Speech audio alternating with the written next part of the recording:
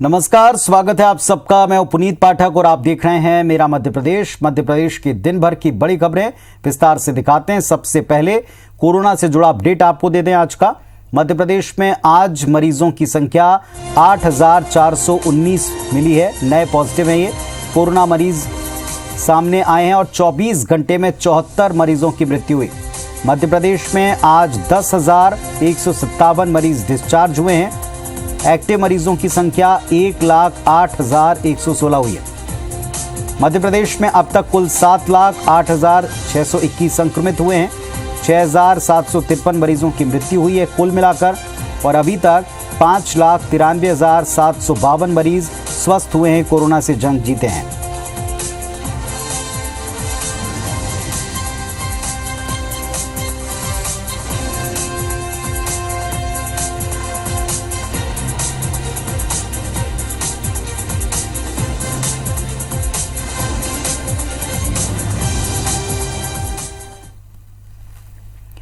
Corona संक्रमण के बीच में ब्लैक फंगस इन्फेक्शन भी तेजी से फैल रहा है। प्रदेश की आर्थिक राजधानी इंदौर में अभी तक 35 से अधिक मामले सामने आ चुके हैं।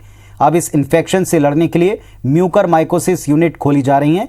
प्रदेश का सबसे बड़ा MYH अस्पताल, इसमें एक अलग से वार्ड तैयार हुआ है। फिलहाल ब्लैक फंगस के मरीजों के लिए 20 बेड का एक वार्ड तैयार हुआ, जिसमें 15 मरीज भर्ती हो चुके हैं। सिंगरौली में भी ब्लैक फंगस के मामले सामने आए। 62 साल की महिला 2 मई को कोरोना को हराकर अस्पताल से डिस्चार्ज हुई थी, लेकिन इसी बीच उनकी आंखों में दिक्कत शुरू हुई। डॉक्टर्स ने जांच के बाद पाया कि महिला की आंखों में किसी तरह की एक्टिविटी नहीं हो रही। बाद में उन्हें बनारस रेफर कर दिया। महिला का वहां इलाज जारी है। डॉक्टर्स का मानना है कि सिंगरौली जिले में ब्लैक फंगस की शिकायत की है और प्रशासन भी इसके बाद अलर्ट है।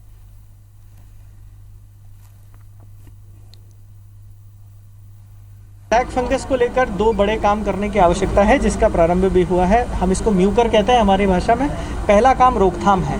वो रोकथाम का काम जो है वो मेडिकल कम्युनिटी ही करेगी। ये ज़्यादातर जिनमें शुगर ज़्यादा है या जिनको बड़ी मात्रा में स्टीरॉयड दिया गया है उसमें मात्रा अधिक है, या जो लंबे समय ICU रहे हैं जिनको वो टॉसिलुजुमैब टाइप का इंजेक्शन लगे।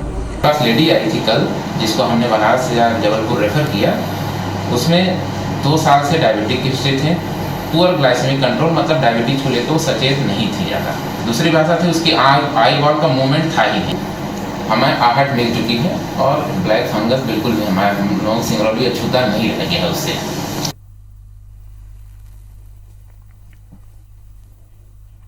इंदौर में लगातार कोरोना वैक्सीन को लेकर किल्लत बनी हुई है। ग्रामीण क्षेत्र में पूरी तरह से टीकाकरण केंद्र ठप पड़े हैं।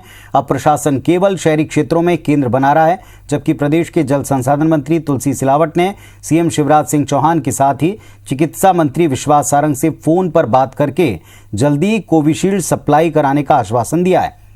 दरअसल 18+ का टीकाकरण शुरू होने के बाद से कोविशील्ड को लेकर एक किल्लत है, कमी है, और इसके साथ ही जल्दी स्लॉट बुक होने की शिकायतें भी मिल रही हैं। गुरुवार को शहर में 18 वर्ष से 44 वर्ष तक के युवाओं को वैक्सीन लगाने के लिए केंद्रों की बढ़ाई गई संख्या सामने आई है। नगर निगम के 19 जोन और मुख्यालय समेत 27 केंद्रों पर वैक्सीन लग रही, जबकि सभी जगह 45+ के दूसरे डोज के केंद्र शनिवार तक के लिए बंद करने पड़े हैं। मुख्यमंत्री जी से, सुलेमान जी से, आकाश त्रिपाठी जी से और स्वास्थ्य मंत्री से इसमें निरंतर मेरी चर्चा चल रही है। इसका समाधान अति शीघ्र होने वाला है। पथरिया विधायक रामबाई सिंह लंबे समय के बाद अपने विधानसभा क्षेत्र में नजर आई हैं। इस दौरान वो पथरिया कोविड सेंटर का निरीक्षण करने पहुंची, वहां की व्यवस्थाओं पर संतोष जताया, साथ ही सभी से वैक्सीन लगवाने की अपील की। उन्होंने वैक्सीन को रामबाण बताते हुए क्षेत्र की महिलाओं से हाथ जोड़कर अपील की कि कोई भी महिला मन में कोई भ्रम न पाले, वैक्सीन जरूर लगवाएं। साथ ही विधायक ने लोगों से स्वास्थ्य कर्मियों का सम्मान करने की अपील की। रामबाई ने कुछ गेहूं खरीदे केंद्रों का निरीक्षण किया। कई जगह अधिक तुलाई के बाद में कलेक्टर से फोन पर बातचीत की। किसानों से सही तौल और समय पर भुगतान करने को कहा।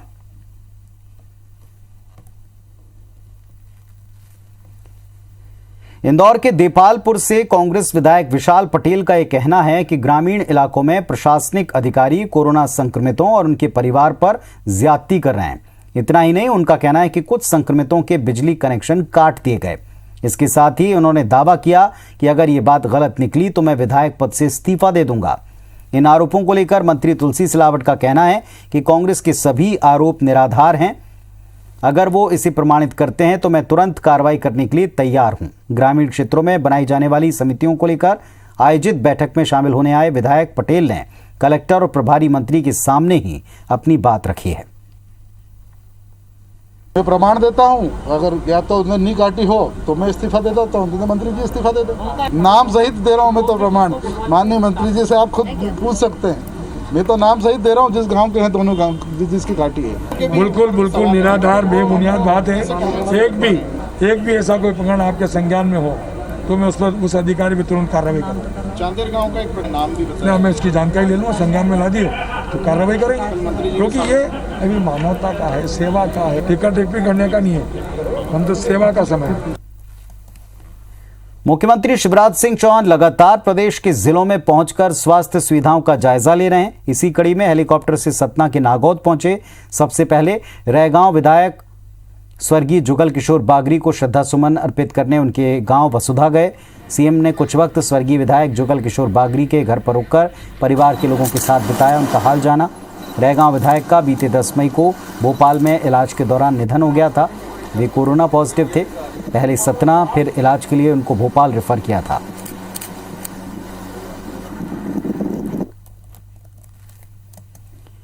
मुख्यमंत्री शिवराज सिंह चौहान स्वास्थ्य सुविधाओं का जायजा लेने रीवा भी गए। यहां कलेक्ट्रेट पहुंचकर संभाग के अधिकारियों से कोरोना संक्रमण को रोकने पर बातचीत की। इस दौरान सीएम ने कहा कि संक्रमण की चेन को तोड़ना जरूरी, इसका एकमात्र उपाय लॉकडाउन है। सीएम ने ऑक्सीजन वेंटिलेटर समेत कई मुद्दों पर चर्चा करते हुए अधिकारियों को निर्देशित किया। साथ ही वैवाहिक कार्यक्रमों समेत अन्य सांस्कृतिक ऑक्सीजन वेंटिलेटर समेत कई मुद्दों पर चर्चा करते हुए अधिकारियों को निर्देशित किया। साथ ही वैवाहिक कार्यक्रमों समेत अन्य सांस्कृतिक कार्यक्रमों पर पूरी तरह प्रतिबंध लगाने के निर्देश दिए।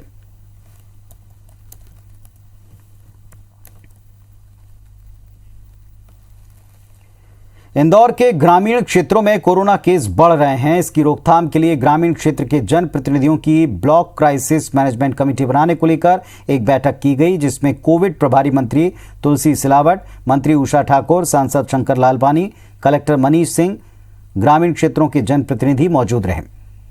मंत्री तुलसी सिलावट ने बताया कि ब्लॉक स्तर के आपदा प्रबंधन समितियों में सभी राजनीतिक दलों और समाज सेवियों का कोरोना की रोकथाम के लिए सहयोग जरूरी है ताकि इसको रोक सकें।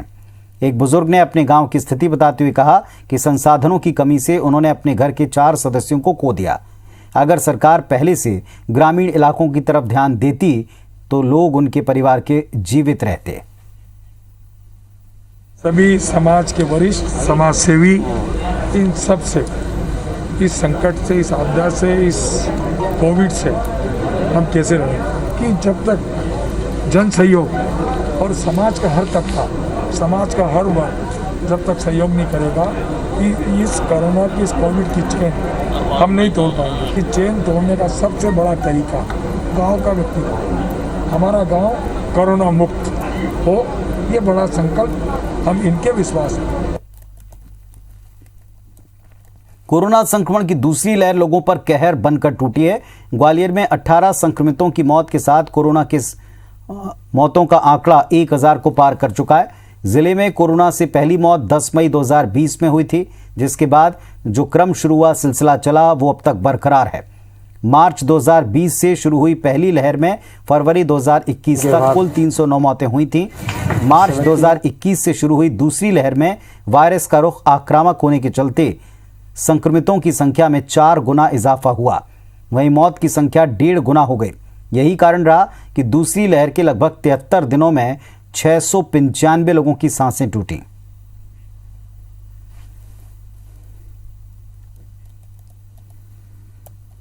रोकने का ये प्रयास करेंगे हम लोग, जैसे बताया कि जो अपना मेन चीज़ तो है कि ऑफलाइन ना हो।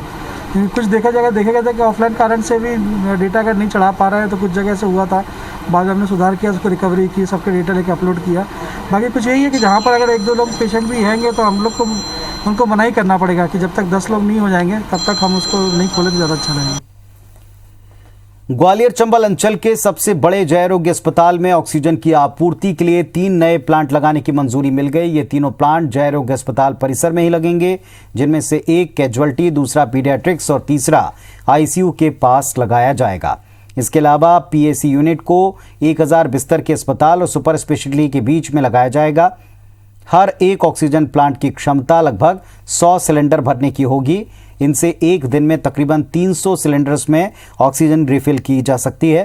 ये तीनों प्लांट यूपीपी, पेटीएम और सन फार्मा के सहयोग से लगाए जा रहे हैं। इसके पहले जयरोग्य अस्पताल परिसर में 4 लिक्विड प्लांट लगे हैं। इसके बावजूद ऑक्सीजन की आपूर्ति पूरी नहीं हो पा रही है और छोटे बड़े प्लांट लगने के बाद मरीजों को थोड़ी राहत मिल पाएगी। क्योंकि हम लिक्विड पर डिपेंड हैं, इसलिए ऐसी परिस्थिति में कुछ एयर सेपरेशन यूनिट और उनका भी प्रबंध किया जा रहा है, जिसमें 3 छोटी छोटी यूनिट मंजूर हो गई हैं।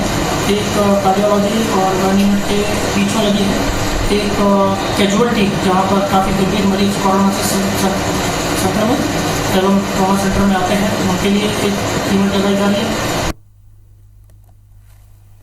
कोरोना काल में न जाने क्या क्या देखने को मिलेगा। आपको एक ऐसी तस्वीर दिखाएंगे जिसको देखकर निश्चित तौर पर दुख होगा, लेकिन व्यवस्था की सच्चाई है ताकि आप भी रूबरू हों, इसीलिए हम आपको दिखा रहे हैं। मौत के बाद भी इंसानी शरीर को चैन नहीं है। वो अदद अंतिम संस्कार तक को तरसते हैं। लाशों के साथ क्या हो सकता है, हैरान करने वाली इस रिपोर्ट में देखें। ये तस्वीरें किसी को भी हैरान कर सकती हैं। ये मंजर किसी को भी परेशान कर सकता है। ये दर्दनाक तस्वीरें यूपी के उन्नाव के गंगा घाट की हैं। जहां तक आपकी नजर जाएगी, लाशें ही लाशें नजर आएंगी। ये वो लोग हैं जिनकी कोरोना से मौत हुई थी, जिन्हें गंगा में बहा दिया गया था। नदी में जैसे किनारे लग गईं। प्रशासन ने लाशों को छिपाने के लिए उन पर बालू भी डलवा दिया, लेकिन सब कुछ सामने आ गया। इन लाशों में कौन हिंदू, कौन मुस्लिम, कौन सिख और कौन ईसाई। जिंदा रहते हुए हम धर्म के नाम पर, जाति के नाम पर लड़ते हैं, लेकिन मौत के बाद बस एक लाश है। चारों तरफ मौत की खामोशी है। घाट कब्रगाह में तब्दील हो गई है। इन लाशों को अपना निवाला बनाने के लिए कुत्ते घाट पर पहुंचे थे। वाकई में ये सब देखने के लिए कलेजा चाहिए। ना जाने इन लाशों के ढेर में किसका पिता, किसका पति और किसके कलेजे का टुकड़ा होगा। इस घाट पर आकर बड़े बड़े नेताओं की बोलती बंद हो जाएगी, जो व्यवस्थाओं की दुहाई देते नहीं थकते। ये तस्वीरें देखकर मन दुखी होता है, दिल बैठ सा जाता है और ये दुआएं भी निकलती हैं कि हे भगवान, अगर मौत देना तो कम से कम अंतिम संस्कार की व्यवस्था भी कर देना, ताकि बाद में कम से कम ये हाल ना हो। Bureau report, IBC 24। ये तस्वीरें सबको चोट पहुंचाती हैं, दुख पहुंचाती हैं, तकलीफ देती हैं, क्षमा चाहते हैं, लेकिन ये कड़वी सच्चाई है, ये सब तक पहुंच रही है। कोरोना संक्रमण की रोकथाम के लिए लगाया गया कर्फ्यू पर्यावरण के लिए बहुत अच्छा साबित हुआ। ये जानकर आपको अचरज होगा कि कर्फ्यू से ठीक पहले लगातार बढ़ते प्रदूषण के कारण स्लो पॉइजन में तब्दील होती जा रही हवा अब औसतन 68% तक शुद्ध हो गई। राजधानी भोपाल में 72% तक वायु प्रदूषण कम हुआ। यह खुलासा मध्य प्रदेश प्रदूषण नियंत्रण बोर्ड के आंकड़ों से हुआ है। बीते महीने कोरोना को देखते हुए जिला आपदा प्रबंधन ने कोरोना कर्फ्यू लगाया, लिहाजा सड़कों पर वाहनों की आवाजाही औसतन 20% रह गई और इसके अलावा निर्माण कार्यों पर रोक लगी। हवा में धूल के कण कम हो गए, प्रदूषण में काफ़ी कमी आई। प्रदूषण नियंत्रण बोर्ड के वैज्ञानिकों ने बताया कि प्रदेश में कई उद्योगों में काम बंद होने के कारण भी वायु में मानक स्तर सुधरा है, बेहतर स्थिति बनी है।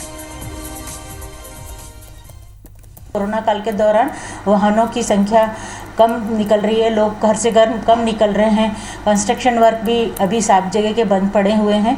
इससे जो धूल के कण हैं उनकी मात्रा में बहुत कमी आई है। वायु की गुणवत्ता संतोषजनक एवं गुड श्रेणी की प्राप्त हो रही है। सिंगरौली के हिरवाह में सोमवार को पुलिस एवं प्रशासनिक अधिकारियों पर ग्रामीणों ने पथराव कर दिया था, जिसमें कई पुलिसकर्मी घायल हो गए थे। मामले में पुलिस ने अब तक लगभग 35 लोगों पर अपराध दर्ज किया है। पुलिस दुकानें बंद करवाने पहुंची और इसी दौरान 50 से ज़्यादा ग्रामीणों ने पथराव शुरू किया। कई पुलिसकर्मी घायल हो गए, कई वाहनों को चोट पहुंची, नुकसान पहुंचा। वहीं घटना के बाद इसमें 35 लोगों पर केस दर्ज हुआ है।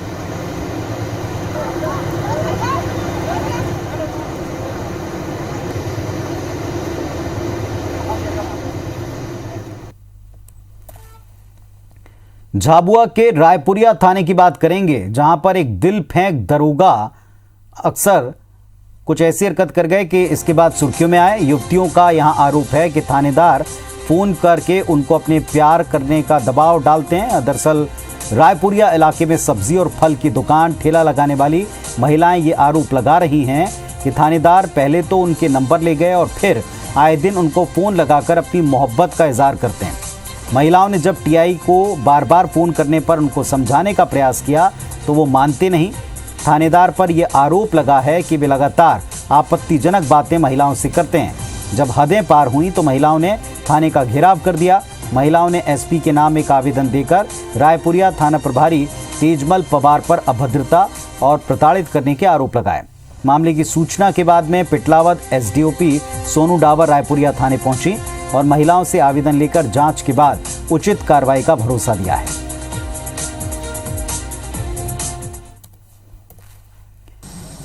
तनख्वाह तो सरकार की, लेकिन सेवा निजी अस्पताल में। ऐसा एक मामला बैतूल में दिखा, जहां मुल्ताई के सरकारी अस्पताल में पदस्थ स्त्री रोग विशेषज्ञ डॉक्टर मेघा वर्मा 3 महीने से ड्यूटी से गायब हैं।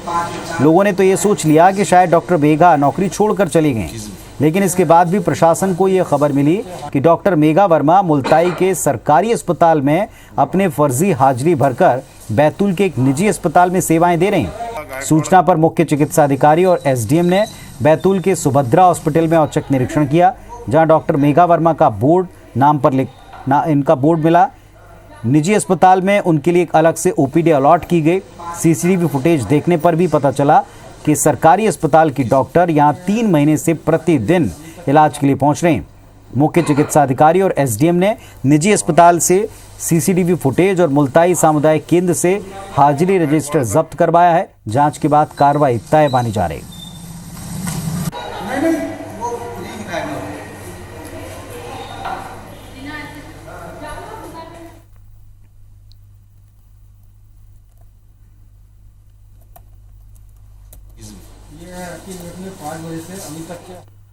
जबलपुर में नकली रेमडेसिविर इंजेक्शन के मामले में परत दर परत नए खुलासे हो रहे हैं। वहीं गुजरात पुलिस के कब्जे में आए आरोपी सपन जैन ने पूछताछ में 35 नकली रेमडेसिविर इंजेक्शन नर्मदा नदी में फेंकने का खुलासा किया।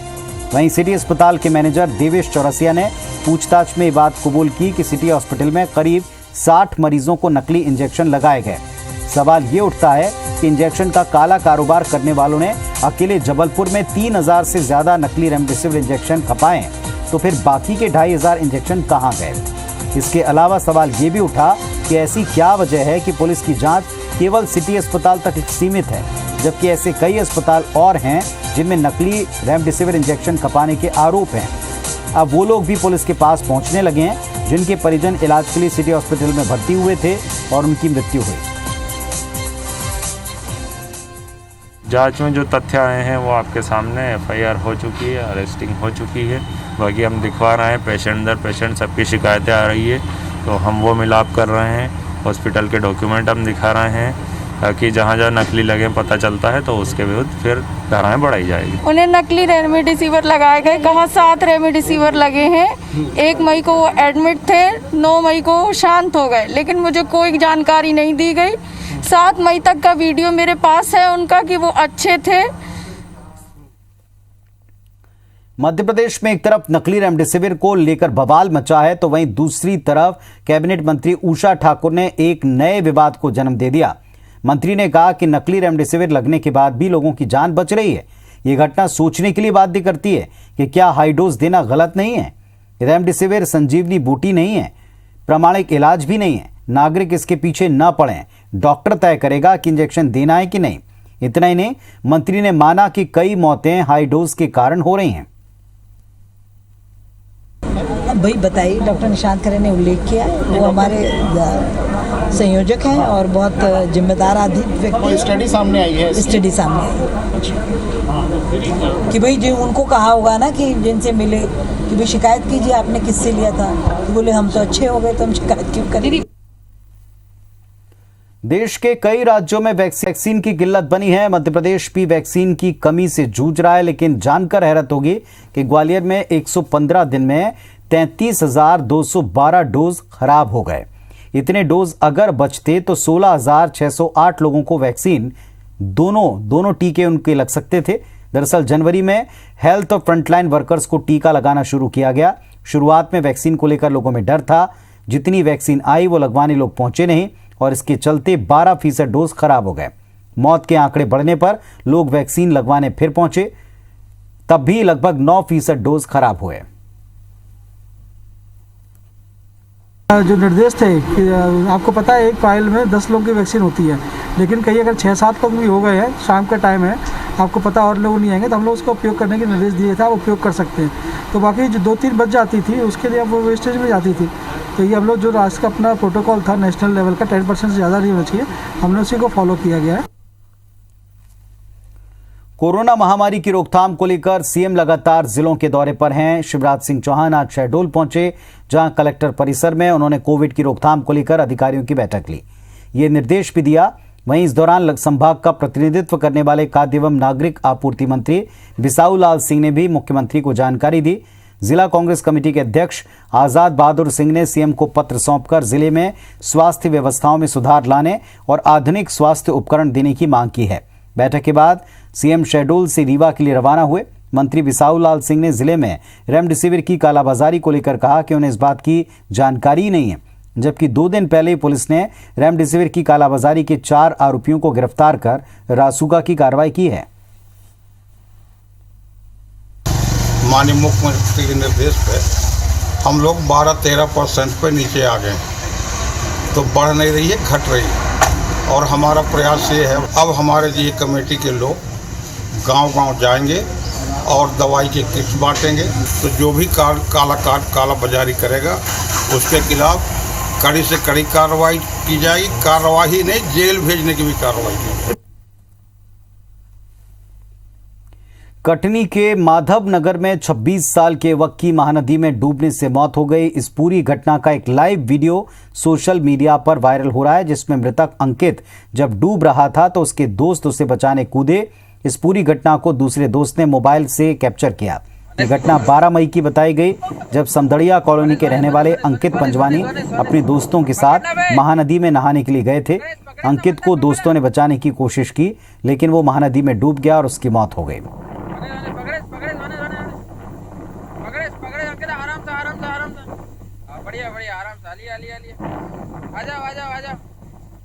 आजाओ तेरो आजाओ आराम से आजाओ आराम से। अरे अच्छो ना। 15 जून को मानसून आने की संभावना को देखते हुए भोपाल नगर निगम ने नालों की साफ सफाई शुरू कर दी, लेकिन फिर भी शहरवासियों का बारिश में जल भराव से जूझना तय है। दरअसल नगर निगम के आंकड़ों के मुताबिक 779 बड़े नालों पर 3000 से अधिक छोटे बड़े अतिक्रमण हैं। इन अतिक्रमणों को हटाने की कार्रवाई तो दूर की बात, सर्वे तक अब तक नहीं हुआ है। नगर निगम के आंकड़ों के मुताबिक पिछले साल सिर्फ 37 अतिक्रमण को हटाने की कार्रवाई हुई थी, लेकिन कई इलाकों में हालात अब भी चिंताजनक हैं।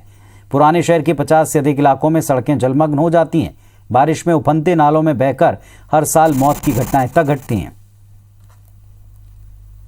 789 नाले हैं छोटे बड़े सब मिला के भोपाल शहर में। सभी नालों को, चाहे छोटे नाले हों जो मैनुअली होते हैं और उससे मझोले नाले जो जेसीबी या इनके माध्यम से होते हैं, और बड़े नाले जो हमारे बड़ी पोकलेन मशीन से होते हैं, इन सभी में हमने। तो इस बुलेटिन में फिलहाल इतना ही। खबरों और अपडेट्स के लिए आप देखते रहिए IBC 24। नमस्कार।